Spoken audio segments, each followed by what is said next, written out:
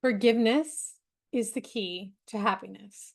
So, the core, what is forgiveness? Let's talk about that. Forgiveness is not saying, I'm better than you, as I'm going to forgive you. I'm going to pardon you for your horrible thing you did. I'm going to overlook your sin. I'm going to decide to be the bigger person. So, that's not what forgiveness is. True forgiveness is acknowledging that what you thought happened didn't actually happen. So it's making the attack not real. So if someone says to you, I hate you, right? True forgiveness is not saying, I forgive you for hating me. True forgiveness is saying, I forgive you for hurting and not knowing what to do. I forgive you for not remembering yourself. I forgive you um, for and I see that there's actually nothing to forgive. So true forgiveness acknowledges there's nothing to forgive, and that this is a distortion based on pain, a distortion based on the other person's pain. So forgiveness is a key to happiness because when you forgive others, it releases all guilt, shame, attack, defensiveness, and separation.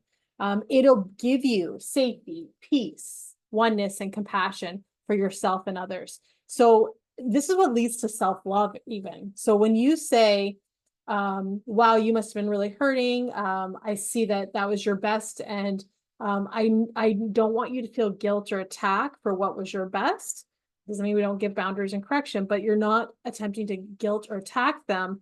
You're releasing them. Okay, that's what's going to allow you to release yourself. So we are in Western society. If we were to apply a basic teaching of Christ, it is forgive us our trespasses as we forgive those who trespass against us. And the core of this is not to think that there's somebody on a cloud forgiving you if you forgive somebody else. It's actually understanding that you can't conceive of yourself as being innocent and forgiven unless you can conceive that everyone else is innocent and forgiven as well. And when we shift to this mind, the healed mind, it is true forgiveness where we see the innocence in others. So again, pulling from Christian teachings, this idea of Jesus on the cross saying, forgive them, they know not what they do. So that's like and they're murdering him, right?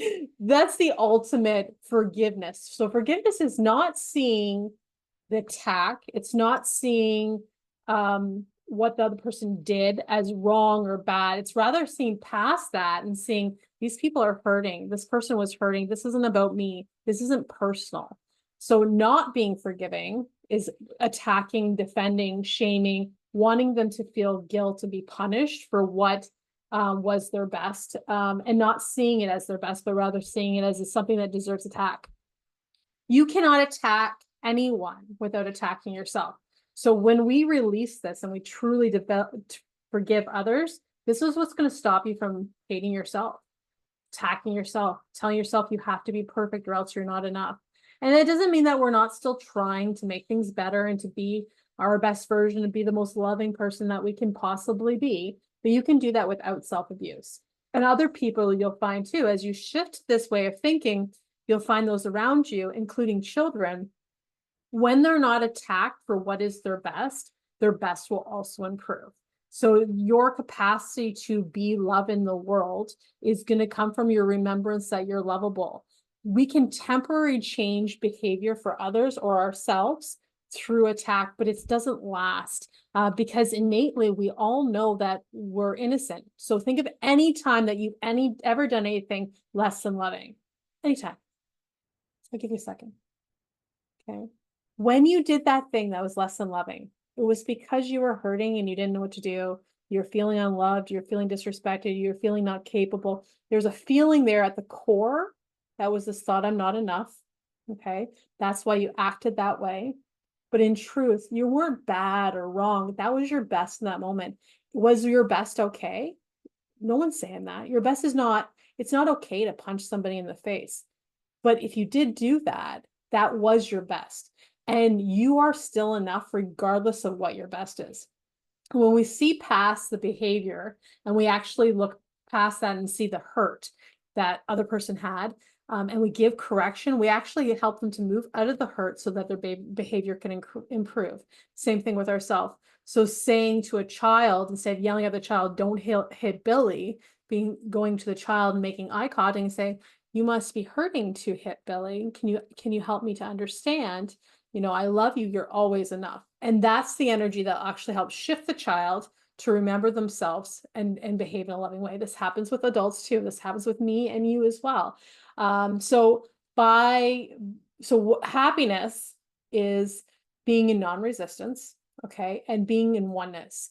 So when we feel separate from anybody else, so if I say you're less than me and I'm more than you, or I say I'm less than you and you're more than me, that's separation. That is going to cause suffering. When we truly see each other as equals, and there's nobody less or more than others, when we don't see ourselves separate from others, when we don't see ourselves separate from the all, okay, that is what happiness is. And this is a place where we've released guilt, shame, and attack. And we're going to go into what defensiveness in another lesson. But the core of this is when you forgive, when you see the innocence in others and release them, you actually release yourself. And then this is the path to peace. This is the path to feeling emotionally safe, regardless of what's happening. If you say that other people have to be a certain way for them to be lovable, the mirror is you have to be that way for you to be lovable. If they can't make a mistake, you can't make a mistake. If they're not forgiven, you're not forgiven. And I think when we hold grievances, it actually draws to us the exact lesson that we need to experience the other side of that.